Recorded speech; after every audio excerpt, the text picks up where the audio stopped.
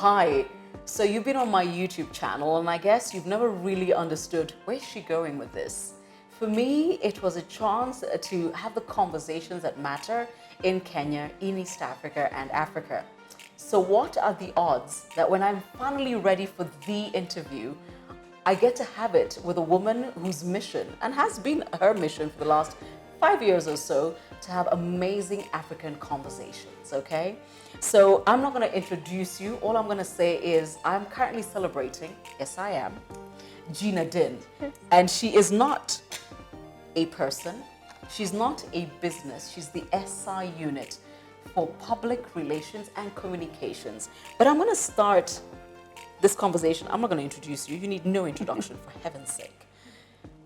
And then you're my girl. Of course I am, you're mine. Yeah, but 20 years ago, you start off on a journey to create a business that is unknown.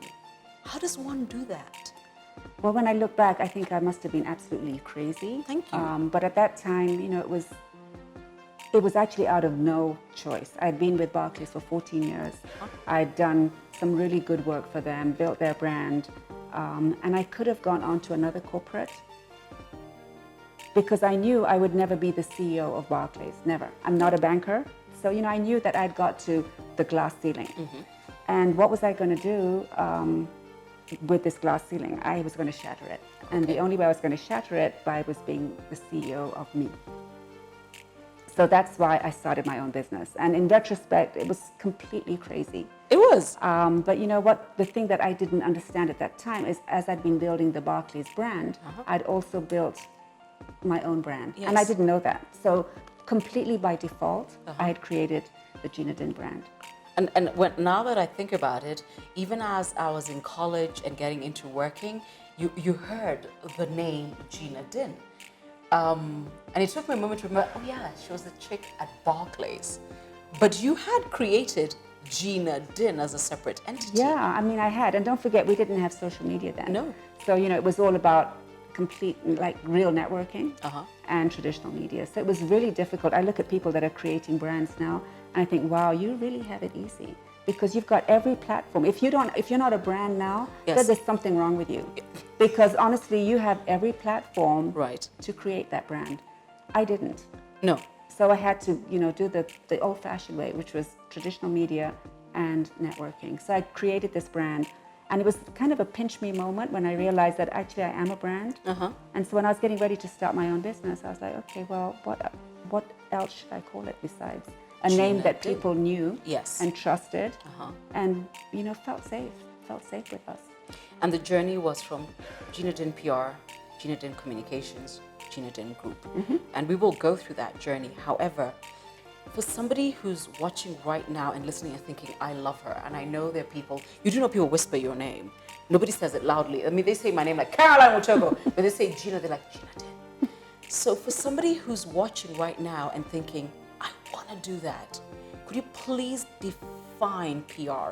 Because sadly, I find that often people think it is press releases and statements. Yeah, I mean, I think there's a lot of, it's interesting that PR that deals, you know, fully in the business of perception is the most misunderstood profession there could be. People assume that all you're doing is ribbon cutting or handshaking, cocktail parties, golf competitions, and that it's very glamorous. It is absolutely not glamorous. But I think for me, I was able to bring value to the table in terms of strategic communications to corporates. And I think that's the difference in what people assume that we would do. It's not just the press release. It's not about appearing on page 3. It's not about that at all. It's us being a communications partner and being a strategic advisor to corporates. So I think that's what I've been able to establish. But actually, this is serious stuff here. It is, and I think I'll just jump forward to Safaricom and Michael Joseph, because I think there is lessons there for all of us and for you as well.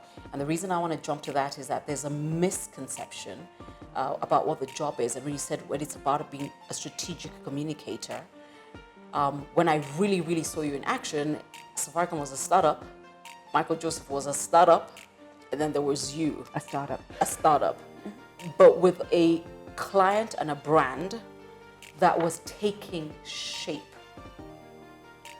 And I think that's when I began to understand, whoa, this job is not about t-shirts and golf competitions. No, it's definitely not. And I think it was a very interesting time for us because the whole mobile industry was unknown. So Totally. not only was Safaricom coming into this market, but people were like, what is this mobile phone business? What's that? You know, what does it mean? How can I in Kibera, what am I going to do with this? Why should I care? And and getting Michael to go to Kibera was that was a real mission. Michael, that's where you need to go because that's where the market is. And he was like, oh, what? I mean, you can't take me. And I grudgingly pulled his hand and you will go. Yes. But it was for me, it was actually the most instrumental client that we've had in terms of our own brand. We were able to help them create their brand, but in the meantime, we were building our brand. Michael has been the most amazing, inspirational person for me. He kicked my ass to be excellent. And I had many, many times that I would be in complete tears and meltdown because Michael had said, your work is rubbish, you can't do this. But every time I would improve and I would get better. The next time he'd say to me, that was great, that what you did. And it really just helped me up my game. So, it was tough. And there were many times I don't want to do this anymore. But I did it for 12 years. And it's the best 12-year investment I've ever had. Incidentally, I think there's a lot of people who can actually say, Michael Joseph kicked my ass. And I have to be fair to you. You got a big deal of it. The other people who got a lot of it was his advertising agency because he was creating a brand as he went along. And he was tough on me, but he was never that hard on me. Oh, he was really hard on me. And you know what? Michael stood for excellence. Yes. And so, if you didn't deliver something that was excellent, he just wasn't going to have it. So he helped me, improve the standard of the work that we do for all our clients, because that was the benchmark. Yes. And I love him.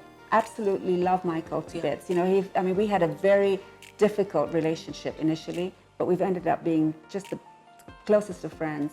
I have so much respect for him, and I'm so excited for what he's doing at Kenya Airways. Which is another tough ride. But then when he got that job, remember both of us were like, he's going to be fine. Because that's his sort of thing. He doesn't do easy. But back to you. You began a business in an industry where there was nobody like you.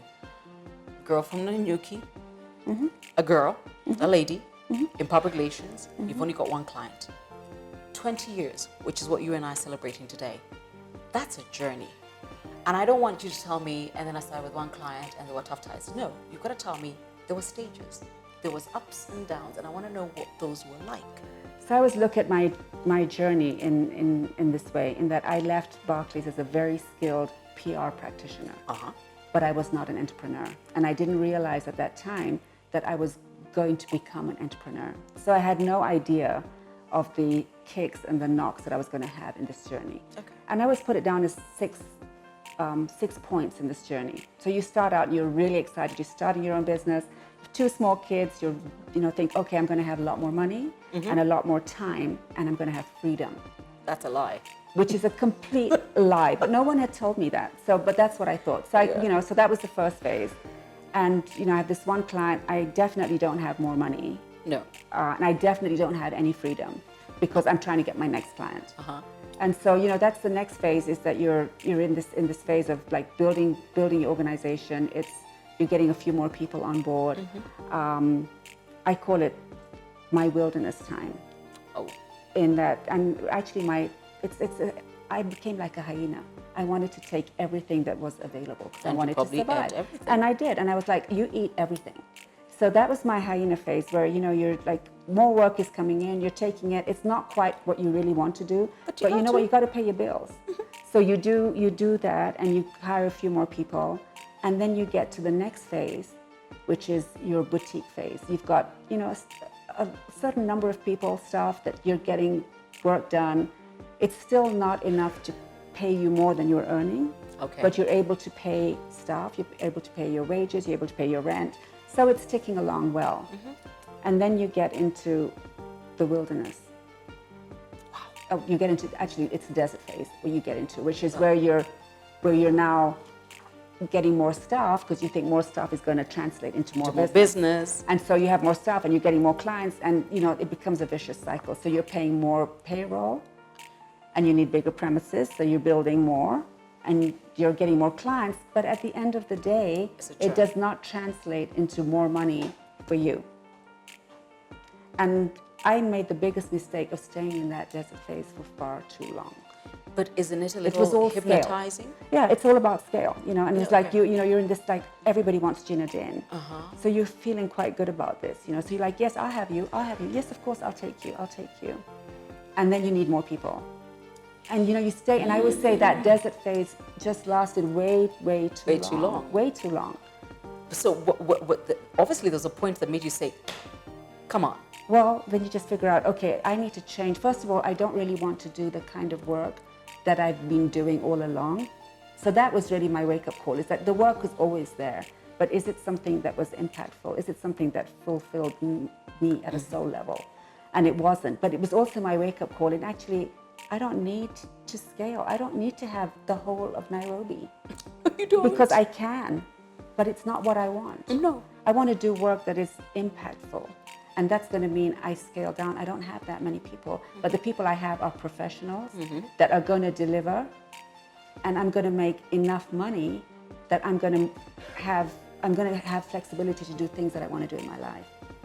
So scale is not necessarily the thing, but it was for a while. Okay. And the desert phase is quite often when you're scaling.